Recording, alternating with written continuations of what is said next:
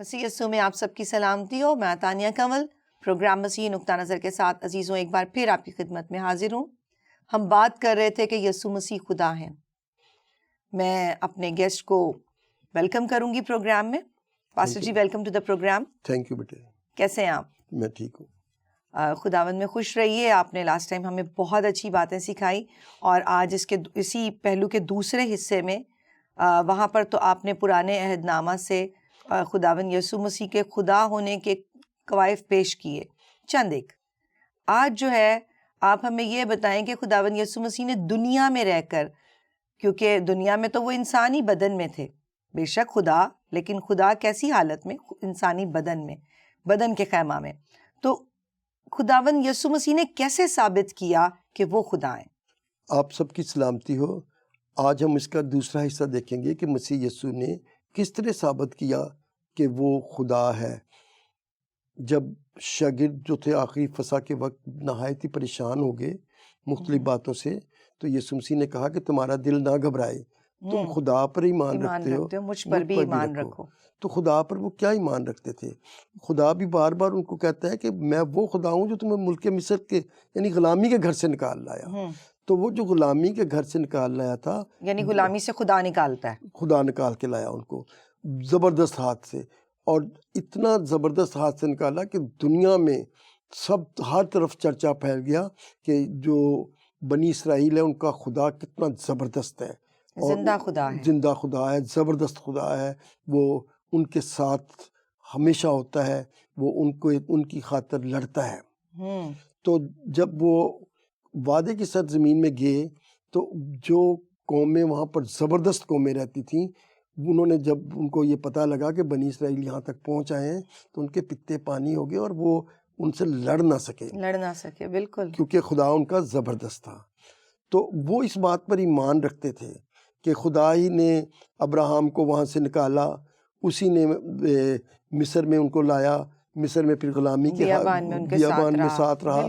تو یہ ساری باتیں، ان باتوں پر ایمان رکھتے تھے کیونکہ یہ معجزات جو خدا نے مصر میں دکھائے تھے، ان معجزات کا بھی تعلق اسی بات سے ہے کہ وہ خدا پر ان باتوں پر ایمان رکھتے تھے. اب یسوع مسیح ان کو کہتا ہے کہ میں نے بھی تمہیں بھی بہت سارے معجزے دکھائے ہیں، میں نے بھی تم مجھ پر بھی ایمان رکھو کہ میں ہی خدا ہوں. کیونکہ فلپس کہتا ہے کہ تو مجھے باپ کو دکھا، تو وہ کہتا ہے کہ جس نے مجھے دیکھا اس نے باپ کو دیکھا. میں اور باپ ایک ہے. باپ ہی مجھے کلام دیتا ہے تو میں وہی کلام بتاتا ہوں. تو بدن میں وہ اس حد تک کی بات کر سکتے تھے، یہ نہیں کہہ سکتے تھے کہ میں خدا ہوں. اکثر لوگوں کا یہ سوال ہے، لوگ کاؤنٹر کوشچن پر جاتے ہیں اور کہتے ہیں کہ کہاں پوری بائبل مقدس میں لکھا ہوا ہے یسوع نے کہاں کہا کہ میں خدا ہوں، جبکہ بائبل مقدس بار بار اس کو کہتی ہے. لاسٹ ٹائم جیسے کہ آپ نے کہا کہ یسایہ نبی کے صحیفے میں لکھا ہوا ہے 40ویں باب کی 9ویں آیت کے آخر میں، دیکھو اپنا خدا، بستیوں میں دیکھو اپنا خدا. تو اور کیا بائبل مقدس ہمیں سکھائے؟ نہ تو ہم صحائف کو جھٹلا سکتے ہیں اور نہ ہی ہم اناجیل کو جھٹلا سکتے ہیں. تو ان میں تو صاف مرقوم ہے. اور بے شک آپ بالکل درست فرما رہے ہیں کہ خدا کیا کہے کہ میں خدا ہوں. بے شک خدا کو ہم اس کی قدرت سے دیکھ سکتے ہیں، بے شک. اور وہ ایمان اس لیے نہیں لاتے تھے کیونکہ وہ اپنی رسم و رواج اور اپنی وہ کیا کہتے ہیں حق، وہ جو فقی فریسی تھے وہ اپنی روایات میں پھنسے ہوئے تھے. اچھا، یہ روایات انہوں نے کہاں سے نکالی تھی پاسٹر جی جو اپنی روایات میں پھنسے ہوئے تھے؟ دیکھیں، روایت انہوں نے کہیں سے نکالی نہیں تھی. روایت انہوں نے اس میں سے لی تھیں توریت میں سے. جیسے لکھا ہوا تھا کہ وہ بیت الحم سے آئے گا. یسوع کہاں سے آئے گا؟ بیت الحم سے. لیکن یسوع کو وہ گلیلی کہتے تھے. لیکن پیدا تو یسوع مسیح بیت الحم میں ہوئے تھے، تو کیا اتنی بڑی بات جاننے سے یہ قاصر تھے؟ انہوں نے کبھی کوشش ہی نہیں کی. وہ تو اپنی بات کے اوپر ہی اڑے ہوئے تھے کہ ہم نے جب یہ کہہ دیا کہ وہ گلیل سے نہیں، وہ گلیل سے آیا ہے تو گلیل سے آیا ہے. جو لوگ بتا رہے تھے اسی پر یقین کرتے تھے اور کبھی بھی انہوں نے تحقیقات نہیں کی. پھر لکھا کہ اس کا کوئی باپ نہیں ہوگا، وہ کنواری سے پیدا ہوگا. اس کا تو باپ ہے یوسف. بار بار کہتے تھے کہ کیا یہ اس کا بڑئی کا بیٹا نہیں جس کی بیٹیاں ہمارے ہاں ہیں. تو وہ اسی بات میں پھنسے ہوئے تھے اور آگے اس کے وہ چلتے ہی نہیں تھے. پھر وہ یہ سمجھ ہی نہیں سکتے تھے کہ جسم میں بھی خدا ہو سکتا ہے. بالکل. آج بھی لوگ اس بات میں پھنسے ہوئے ہیں اور اس بات سے غافل ہیں اور اپنی آنکھیں بند کر لینا چاہتے ہیں کہ یہ کیا بات کر دی کہ خدا جو ہے وہ بدن میں ہو یا خدا آدمی بن جائے. یہی تو محبت کا تقاضا ہے کہ خدا خود آدمی بن جائے. دیکھے تو صحیح انسانوں کی مشکل کیا ہے, اور لیکن اس نے مشکل کاٹی, بے شک اس نے مشکل کاٹی. اچھا, تو میں اب جو آپ کو بات بتا رہا تھا وہ یہ تھی کہ وہ اس بات سے نکل ہی نہیں سکتے تھے, اور پھر ان کو یہ تھا کہ اگر ہم اس کو خدا تسلیم کر لیں گے, مسیح تسلیم کر لیں گے, تو پھر ہماری اپنی بھی ٹھیکیداری ختم ہو جائے گی. تو اس لیے وہ اس کو وہ درجہ دینا ہی نہیں چاہتے تھے, بلکہ اتنے بڑے بڑے معجزے دیکھ کر بھی وہ الزام لگا دیتے تھے کہ اس نے سبت کو توڑا ہے, سبت کو توڑ دیا ہے. ہاں, یہ ہیکل میں اس نے یہ بات کر دی ہے. یسوع نے تو یہ بھی کہا کہ میں سبت کا مالک ہوں. سبت جو ہے, میں سبت کا مالک ہوں. سبت کس نے قائم کی تھی؟ سبت خدا نے قائم کی تھی, یسوع نے کی تھی جلالی بدن میں. جلالی بدن. تو جب سبت اس نے قائم کی تھی تو سبت کا مالک بھی تو وہی تھا. تو جب وہ سبت کا مالک تھا تو وہ ان کی سبت کو کیسے تسلیم کر لیتا؟ وہ تو کہتا ہے کہ میں سبت کا مالک ہوں. یعنی سبت میں بھی ملاوٹ ہو گئی تھی. آپ کے کہنے کا مطلب سبت میں بھی سبت کا مالک اگر اس کو توڑ رہا ہے, کیونکہ مالک بنائے ہوئے لا کو کبھی توڑ نہیں سکتا, تو کیا انہوں نے سبت میں بھی کچھ ملاوٹ کر دی تھی اور بہت ساری ملاوٹ الگ کر دیا تھا؟ اتنی ملاوٹ کر دی تھی کہ سبت بجائے کہ لوگوں کے آرام کے لیے ہوتا ہے. یسوع نے بھی کہا تھا کہ سبت لوگوں کے آرام کے لیے بنا ہوا ہے, سبت جو ہے وہ لوگوں کی تکلیف کے لیے نہیں بنا ہوا تھا. وہ کہتے تھے کہ سبت کے دن یہ بھی کام نہیں کرنا, وہ بھی نہیں کرنا. 72 کام سے منع کیا ہوا تھا کہ یہ نہیں کرنا, وہ نہیں کرنا. تو اس سے پتہ کیا ہوتا تھا, اس سے لوگوں کو سبت ان کے لیے ایک عذاب بن جاتا تھا. تو اس سے وہ اس کے اوپر سختی سے عمل بھی کراتے تھے. یسوع مسیح کہتے تھے کہ جو فقیہ فریسی ہیں ان کے کلام کو تو سنو, لیکن یہ جو کچھ کرتے ہیں وہ نہ کرو, اور ان کے خمیر سے بچے رہو. ان کا خمیر کیا تھا جس سے بچنے کو کہتے تھے؟ خمیر ان کا یہ تھا کہ وہ خود کوئی بھی اصول ماننا نہیں چاہتے تھے, لیکن ان سے منانا چاہتے تھے, اپلائی کرتے تھے. یسوع نے بارہا کہا کہ یہ جو ہے یہ خود تو کسی چیز کو ہاتھ نہیں لگانا چاہتے, لیکن لوگوں کے اوپر پورا بوجھ لاد دیتے ہیں. اچھا, میں یہ بتاتا ہوں کہ یسوع نے کس طرح آپ کو ثابت کیا کہ وہ خدا ہے. بالکل جی. ایک شخص جس کا ہاتھ سوکھا ہوا تھا, وہ یسوع کے پاس سبت کے دن ہیکل میں آیا. آپ کو پتہ ہے ہیکل تمام سرگرمیوں کا جگہ تھی, وہاں پر مذہبی اور معاشرتی سرگرمیاں ہوتی تھی, اور وہاں پر دور دور سے لوگ آتے تھے, اور ہیکل جو تھا یہی اس وقت سب سے بڑا مرکز تھا. تو یہاں پر فقیہ فریسی, سردار کاہن وغیرہ سب موجود ہوتے تھے. تو وہ جب انہوں نے دیکھا کہ یسوع کے پاس ایک شخص آیا ہے جس کا ہاتھ سوکھا ہوا ہے, تو وہ کہنے لگے کہ اگر یہ آج سبت کے دن ٹھیک کرے ہاتھ تو ہم اس کو پوچھ لیں گے. تو یسوع نے ان سے سوال, ان کے دل کی بات جان کر کہا.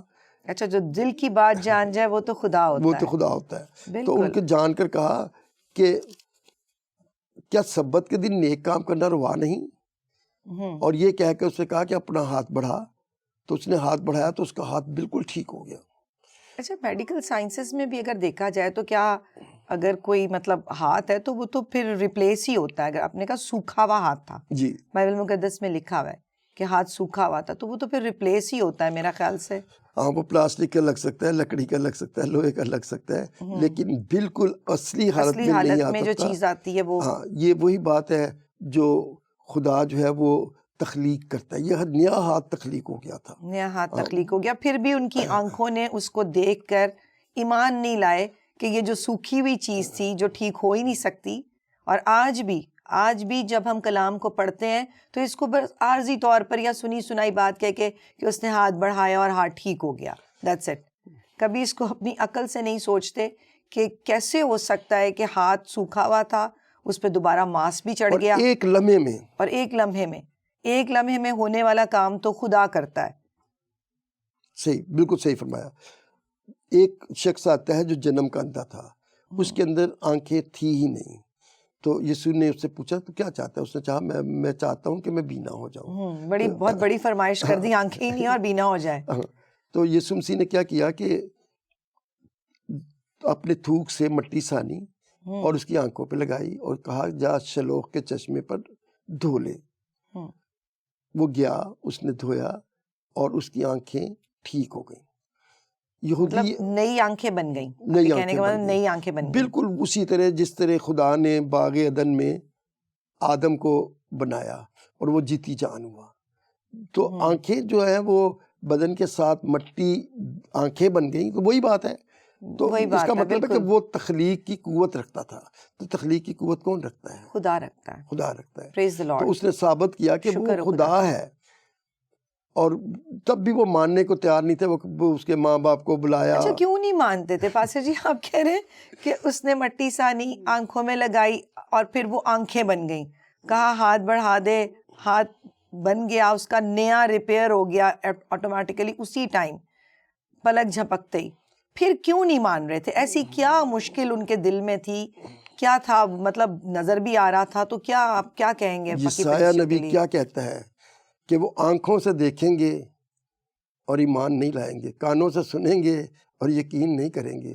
تو وہ بالکل وہ جو یسایہ نبی نے پہلے سے پیشن گوئی کر دی تھی وہ بالکل صحیح سچ ثابت ہو رہی تھی. انہوں نے کسی صورت اس کا یقین نہیں کیا بلکہ الزام لگاتے رہے کہ یہ تو وہی ہے، یوسف بڑھئی کا بیٹا ہے. یہ جب وہ مسیح، لوگ کہتے تھے یہ مسیح ہے کیونکہ وہی اتنے بڑے بڑے کام کر سکتا ہے. لیکن وہ کہتے تھے کہ یہ بھی ان کے ساتھ کوئی کسی بڑے نے، کسی سردار کاہن نے، کسی اور نے تسلیم کیا ہے. یہ جو عام لوگ ہیں یہی تسلیم کرتے ہیں کیونکہ یہ جانتے نہیں ہیں. بالکل. اچھا پاسٹر جی، ایک وہ معجزہ جو سب سے پہلے یسوع مسیح نے کیا قانا گلیل کے شادی میں جب وہ گئے تھے اپنی ماں کے ساتھ، وہاں پہ مقدسہ مریم کا رویہ جو تھا وہ اکثر میں سوچتی ہوں تو میں کہتی ہوں کہ وہ یسوع کے پاس کیوں آئی؟ میں ختم ہوئی ہے، گھر والوں کو پتہ ہونا چاہیے کہ بھئی میں ختم ہو گئی ہے دعوت میں، یسوع کیا کریں؟ اور اگر کوئی چیز ختم ہوتی ہے تو وہ خود گیسٹ تھے، تو ان کا کیا کام تھا؟ اور انہوں نے پھر کہا بھی اپنی ماں کو کہ آئے عورت مجھے تجھ سے کیا کام؟ کیوں یسوع نے ایسا کہا؟ پھر میں بھی بنا دی، لیکن ماں نے کیوں ان کو کہا؟ دیکھیں میری بات سنیں، مریم کے بارے میں لکھا ہوا ہے کہ جو کچھ وہ دیکھتی تھی وہ دل میں رکھتی تھی. جب فرشتے نے پیغام دیا، جب بتایا کہ تیری رشتہ دار کے بھی بیٹا ہونے والا ہے، تو یہ ساری باتیں جب وہ ہیکل میں لے کر گئیں تب تو یہ ساری باتیں وہ لکھا ہے کہ وہ دل میں رکھتی تھیں کہ یہ جو بچہ پیدا ہونے والا ہے یہ خدا تعالیٰ کا قدوس ہے. تو وہ جانتی تھی کہ اس میں الوہیت ہے. تو اس لیے وہ جب اس نے دیکھا کہ شادی کے گھر ہے اور میں ختم ہو چکی ہے اور یہ میں بن بھی نہیں سکتی تھی کیونکہ میں بننے میں وقت لگتا ہے، ہفتے لگتے ہیں، پروسیجر سے گزرتا ہے، اور بازار سے بھی نہیں لائی جا سکتی تھی کیونکہ وہ محلے سے بھی نہیں اکٹھی کی جا سکتی تھی. تو اس کا ایک حل تھا کہ جو فوری طور پر اس کو قدرت سے ہو جائے. ماں جانتی تھی کہ اس میں الوہیت ہے اور یہ ہر قسم کی قدرت رکھتا ہے. تو اسی یسوع نے کہا کہ جو طہارت کے لیے مٹکے رکھے ہیں ان کو پانی سے بھر دو، اور جب وہ پانی سے بھر دیے تو اس نے اس کے لیے برکت چاہی اور وہ میں تبدیل ہو گئے. اور پھر وہ میچ جو تھی وہ دولہا نے سب سے زیادہ اس کو پسند کیا. تو کر کیوں دیا ایسا؟ یہ بات ہے کہ آخر وہ فرمانبردار بیٹا بھی تو تھا. اچھا، اور اگر وہ فرمانبرداری نہ کرتا تو پھر ایک بات ہو جاتی کہ فرمانبرداری نہیں تھی. اچھا فرمانبردار تھے تو ایک موقع پر انہیں کہا گیا کہ کلام سنا رہے تھے، پیش کر رہے تھے خداوند یسوع مسیح، انہیں کہا گیا کہ تیرے بھائی اور تیری ماں تجھے ڈھونڈتے ہیں، تجھے بلاتے ہیں، تو کیوں نہیں اٹھ کر گئے تھے پھر اس وقت؟ یہ فرمانبرداری نہیں تھی، کچھ کہا ماں نے نہیں کہا تھا، لوگوں نے کہا تھا. اور یسوع نے جو بات یہاں پر کی یہ بڑی سوچنے والی بات ہے. اس میں بڑی وہ ہے الوہیت ہے کہ اس نے کہا کہ میرے ماں اور باپ اور بہن بھائی یہ ہیں جو یہاں بیٹھے ہوئے میرا کلام سنتے اور اس پر عمل کرتے ہیں. تو اس کا مطلب ہے کہ اس کا کسی سے کوئی تعلق دنیا میں نہیں تھا، وہ اس سے تعلق رکھتا تھا جو اس کے کلام کو سنتے ہیں. آج بھی مذہب کی اتنی اپنے گرد چار دیواری لگائی ہوئی ہے کہ ہم چاہتے ہیں کہ صرف ہم یہ کہیں کہ ہم مسیحیوں کو تعلیم دیں، لیکن یسوع نے تو ایسا نہیں کہا. یسوع نے تو کہا کہ جو میرا کلام سنتا اور اس پر عمل کرتا ہے وہی میرا بہن ہے، اور وہی میری ماں ہے، اور وہی میری بہن بھائی ہیں. بالکل. اچھا، وہاں پر یسوع مسیح جو ہیں، آپ کا کہنے کا مطلب ہے کہ دنیا داری کو ترجیح نہیں دیتے تھے، لیکن آج اگر دیکھیں تھوڑا، میں اس کو چیز کو بالکل سیکھنے کے لیے اور اس کو عزیزوں کو سکھانے کے لیے بھی بالکل پوچھنا چاہوں گی کہ دیکھیں آج بھی چرچز میں اور کہہ لیں کہ لوگوں نے اپنے اپنے طریقہ کار بنائے. چرچ کا چندہ دو گے تو نام لکھا جائے گا، آپ کا نکاح پڑھایا جائے گا، آپ کا جنازہ کروایا جائے گا. تو یسوع مسیح نے تو ایسی، تو ہمارا حال کیا فقی فریسیوں سے بھی برا ہو گیا ہے اگر دیکھا جائے تو. اس چیز کا تو وہ بھی نہیں. آپ نے کہا ہیکل مرکز ہوتا تھا، سارے وہاں پہ آتے تھے. ابھی تو ہر کسی کا اپنا اپنا مرکز ہے. آپ کیا کہیں گے اس کے بارے میں؟ مطلب پھر ہم اپنے ٹاپک کی طرف آتے ہیں، لیکن میں چاہوں گی کہ آپ ضرور کہیں کہ جو اپنے اپنے ہم نے مرکز بنا لیے ہیں، کیا یہ سارے مرکز خداوند یسوع مسیح کے اگر ہیں تو پھر یہ ہم جو کر رہے ہیں وہ کیا ہے؟ دیکھیں اصل میں تو یہ انتظامی بات ہے، اور انتظامی بات میں انہوں نے خدا کی جو تعلیم ہے اس کو انہوں نے پس پش ڈال دیا ہے. انتظامی طور پہ تو ہونا چاہیے کہ ایک منظم نظام ہو، لیکن یہ نہیں کہ اس کے لیے شرائط رکھی جائیں. کیونکہ دیکھیں ایک دفعہ ایک شخص آیا، اس نے کہا کہ میرے بھائی نے مجھے وہ نہیں دے رہا، زمین کا حصہ نہیں دے رہا، تو اس کو کہے. تو یسوع نے کہا کہ مجھے کس نے تیرا منصف بنا دیا ہے؟ تو ہم خود منصف بننا چاہتے ہیں. یسوع تو منصف نہیں بنا، لیکن ہم منصف بن کے بیٹھ جاتے ہیں کہ نہیں، یہ جو ہم نے کہا یہ شرع ہے، یہ شرع ہے. تو اس طرح شرع بنا کر ہم خود یسوع مسیح کی تعلیم کی نفی کرتے ہیں. ہمیں بھی ویسے ہی ہونا چاہیے جس طرح وہ ایک عورت وہ فقی فریسی لے کر آئی یسوع کے پاس اور کہنے لگے کہ یہ فعل کو پکڑی گئی ہے.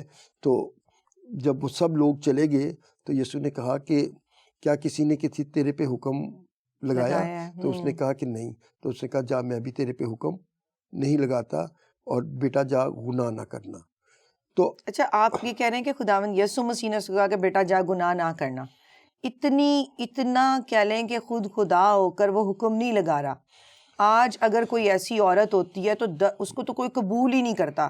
میں کہتی ہوں عورت تو کیا، بیٹی اگر کسی کی کوئی غلطی کر لے تو ماں باپ اس کو معاف نہیں کرتے، بلکہ بچے کو اتنا ڈھیٹ کر دیتے ہیں اور اتنا اس کو اپنے سے نیگیٹو کر دیتے ہیں کہ بچی ان کی بات ماننے کو تیار نہیں ہوتے.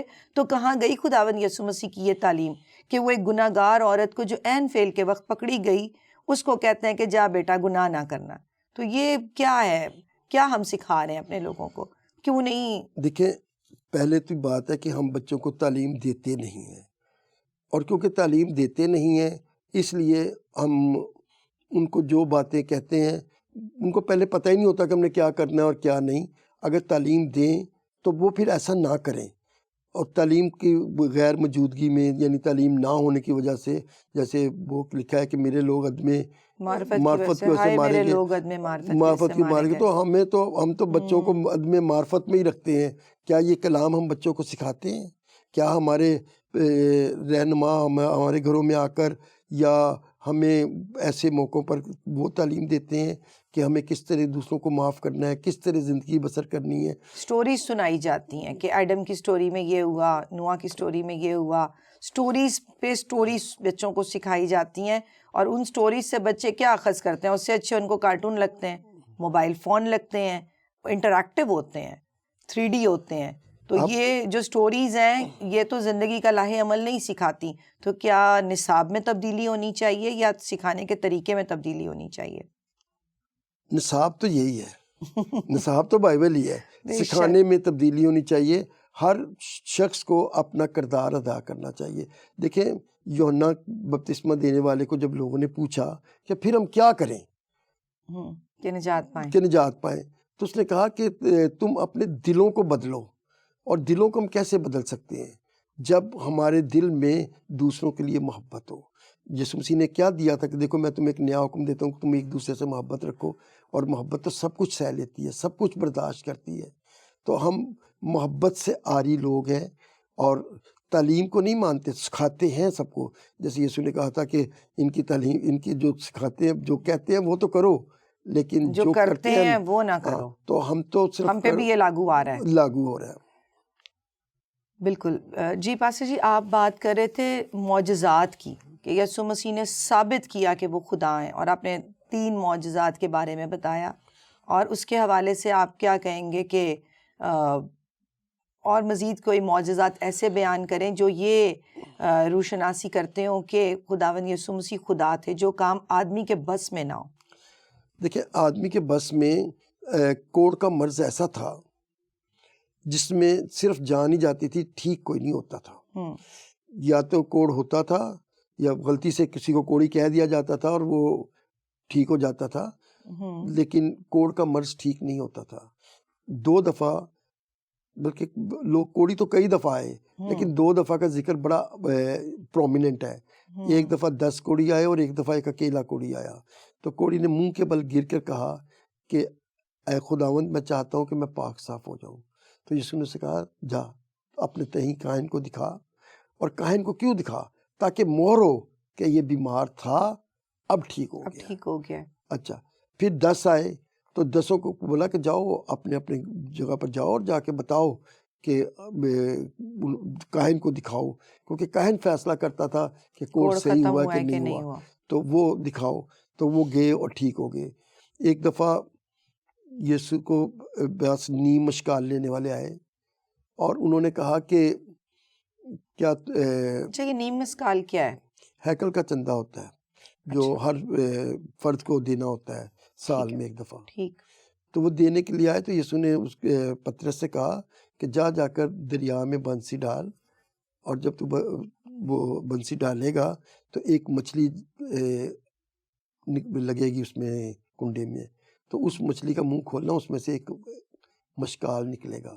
وہ مشکال آدھا اپنے لیے اور آدھا میرے لیے دینا. تو یہ کیسی خدا کی قدرت ہے, یعنی ہدیہ دینا چاہتے تھے یسوع. پھر یسوع نے ان لوگوں کو بھی ٹھیک کیا. اصل میں سارا مسئلہ ہوتا تھا گناہ کا, تو یسوع کہتے تھے کہ جا تیرے گناہ معاف ہوئے. گناہ معاف کرنے کا اور وہ اس کے بدن سے طاقت نکلتی تھی, کوئی چھوتا تھا تو وہ پاک صاف ہو جاتا تھا. تو یہ یسوع مسیح کی قدرت تھی. سب سے بڑا واقعہ جو بعد میں ہوا وہ یہ تھا کہ لازر مر گیا.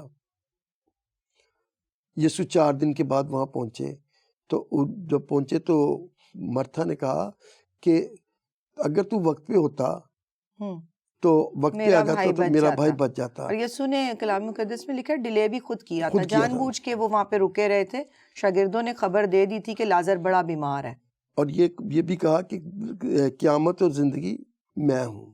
تو قیامت اور زندگی کوئی انسان ہو سکتا ہے؟ بالکل نہیں ہو سکتا. بدن میں تو ہو سکتا ہے, بدن میں وہ ہو, لیکن انسان کہہ نہیں سکتا یہ کہ قیامت اور زندگی میں ہوں. اور تو خدا کے جلال کو دیکھے گی. تو خدا کا جلال انہوں نے دیکھا کہ نہیں دیکھا؟ یسوع نے کہا نکلا, تو وہ نکل آیا. اور یہ دیکھ کر تو فقی فریسی کہنے لگے کہ اب اس کا زندہ رہنا ضروری نہیں ہے.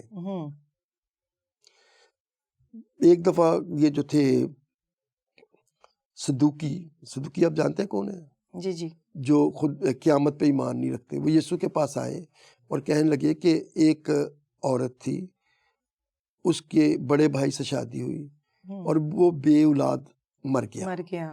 پھر دوسرے سے اس نے شادی کر لی, کیونکہ موسیٰ کی شریعت میں لکھا ہے کہ اگر تیرا بھائی بے اولاد مر جائے تو اس سے چھوٹا اس سے شادی کرے تاکہ بھائی کا نام زندہ رہے. تو دوسرے نے بھی کر لی, تیسرے نے بھی کر لی, چوتھے نے بھی, پانچویں نے بھی, اس طرح سب نے کی. تو سوال ان کا یہ تھا کہ وہ قیامت کے روز کس کی بیوی ہوگی؟ فقی فریسی بھی وہاں تھے. وہ کہنے لگے لو آج جواب دے گا تو پتہ چلے گا کہ وہ کس کی بیوی تھی, کیونکہ وہ ساتوں سے بیائی گئی تھی.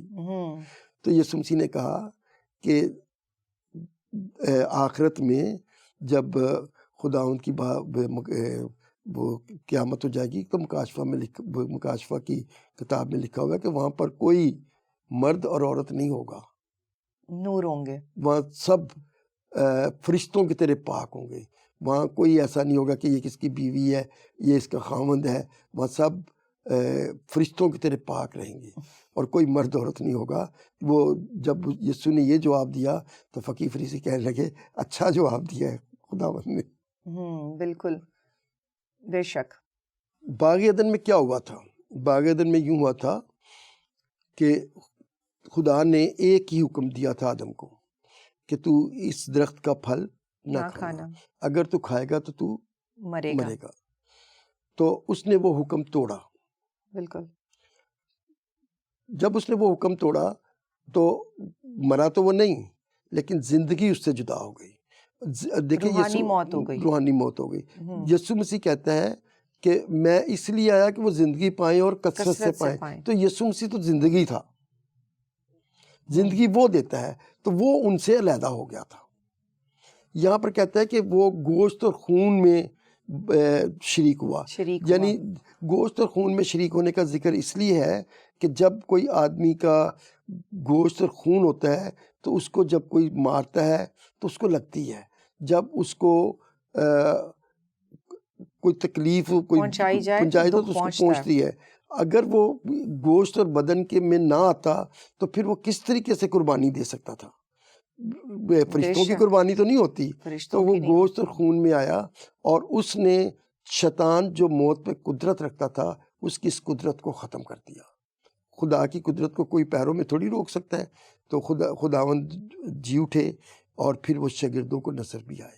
بے شک. اور جلالی بدن میں تھے، اور جلالی بدن میں انہوں نے شاگردوں کے ساتھ مچھلی بھی کھائی. جیسے ابراہیم کے ساتھ آپ نے پچھلے شو میں کہا کہ ابراہیم کے ساتھ ابراہیم نے ان کے لیے کھانا تیار کیا اور وہ انہوں نے کھایا. تو جلالی بدن میں وہ دیواروں سے بھی گزر سکتے تھے اور کھانا بھی کھا سکتے تھے. اور یہی ہمیں وہ راستہ ہے، اس لیے تو یسوع کہتے ہیں کہ راہ حق اور زندگی میں ہوں. اور ہم بھی اسی راستے سے جی اٹھیں گے. جس طرح یسوع مر گیا، آمین، تو ہم بھی مر جائیں گے، اور پھر وہ جب ہمیں پکارے گا تو ہم جی اٹھیں گے. آمین. بہت بہت شکریہ پاسٹر جی، بہت بہت شکریہ. کیا آج میں اور آپ اپنے آپ کو غلامی کی حالت میں سمجھتے ہیں، یا ہم اپنے آپ کو جیسے فقیہ فریسی کہتے تھے کہ ابراہیم کی نسل تو کبھی کسی کی غلام نہیں رہی، تو ہم بھی اپنے آپ کو یہی کہتے ہیں اور دھوکہ دیتے رہتے ہیں، ابلیس کے غلام بنے رہتے ہیں اور کہتے رہتے ہیں کہ ہم تو کبھی کسی کے غلام ہی نہیں ہیں. اگر غلام نہیں ہیں تو پھر تو ہمیں آزاد ہونے کی ضرورت ہی نہیں. لیکن اگر غلام ہیں تو سمجھ جائیں غلامی کا مطلب ہوتا ہے قید، کسی اور کے حوالے ہیں ہم، اور وہ ابلیس ہے. کیا ہم اپنی باؤنڈریز کھینچ کر یہی باتیں کرتے رہیں کہ ہم اس قید میں ہی رہیں، غلام بن کے رہیں، اور غلام بھی کس کے؟ جو خدا کا دشمن ہے. تو آئیے اپنی حالت کو بدلتے ہیں، وہاں چلتے ہیں جہاں پر بیٹے رہتے ہیں، کیونکہ جہاں بیٹا رہتا ہے وہاں غلامی نہیں ہوتی. بیٹا اختیار سے اپنے گھر میں رہتا ہے، اور وہ بیٹا جو خدا سے نکلا تھا، جو خود خدا تھا، وہ زمین پر آ گیا اور اس نے آ کر ہمیں اس غلامی سے آزاد کرایا. آج جو اس پر ایمان لاتا ہے وہ غلام نہیں، وہ کسی مذہب سے بھی تعلق رکھتا ہے، دنیا کی کسی بھی جگہ پر کسی بھی کونے میں بیٹھ کر دیکھ رہا ہے، اپنے آپ کو آزاد کرائے، کیونکہ اس نے کہا راہ حق اور زندگی میں ہوں. پروگرام دیکھتے رہیے مسیحی نقطہ نظر، اور اپنا نقطہ نظر بہتر سے بہترین کریں اور خداوند یسوع کے ساتھ چلیں، کیونکہ وہ سچا اور زندہ اور ازلی خدا ہے. آپ سب کی سلامتی ہو، اپنا خیال رکھیے. خدا حافظ.